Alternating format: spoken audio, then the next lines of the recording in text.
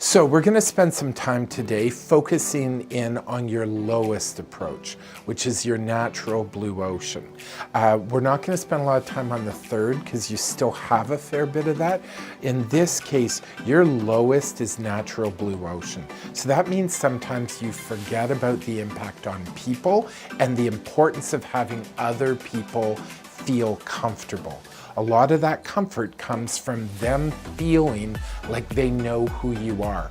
So a little bit more openness, a little bit more disclosure to other people creates this sense of trust with you and understanding what's valuable and important to you. Today in the room, I'm going to suggest you find someone who is a natural blue ocean or a secondary blue ocean, and you start to build a relationship with them so you can talk through your implementation plans and your strategies with them. It might be helpful for you to find someone who's a pair between green planet and blue ocean so they can help bridge that gap into the blue ocean world for you, or a blue ocean green planet. So the key on the blue ocean side is it's really about relationships. So you may find that you don't require a lot of relationships. I often say, I've already got 3 friends, I don't need more friends. I have good friendships, deep friendships, I don't need a lot of loose relationships. You may feel the same way.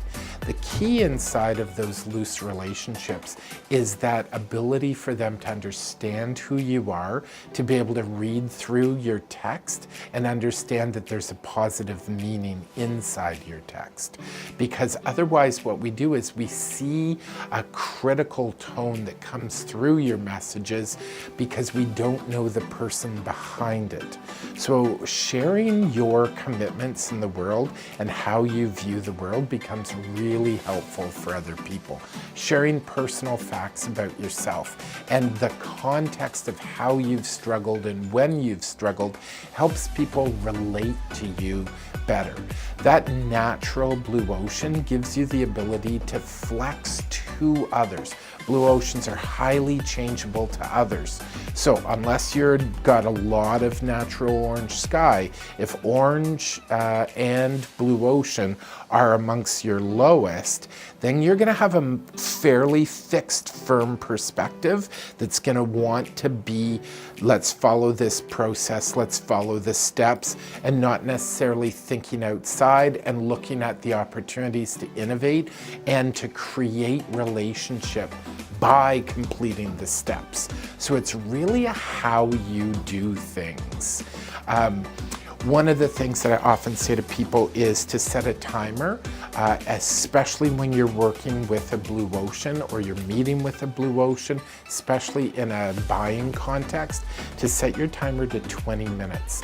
And for the first 20 minutes, all you do is relationship create. You do not talk business. And this is very important in a buying process for a blue ocean. Same is true when you're having a conversation. A lot more time so that you can have the time to appreciate that blue ocean. You also want to build some really strong relationships with people. Identify them in the room, get people who have that clear insight. So you want to have those relationships and specifically ask them to support you. Say, listen, I don't always notice these interpersonal things, can you let me know? So for example, someone's 5-year anniversary is coming up and you are unaware because it's less important to you.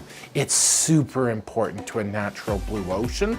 So you want another natural blue ocean to be telling you it's their 5-year anniversary. So you're the first one who sends the message. You illustrate that you get what's important to them and you deliver it for them.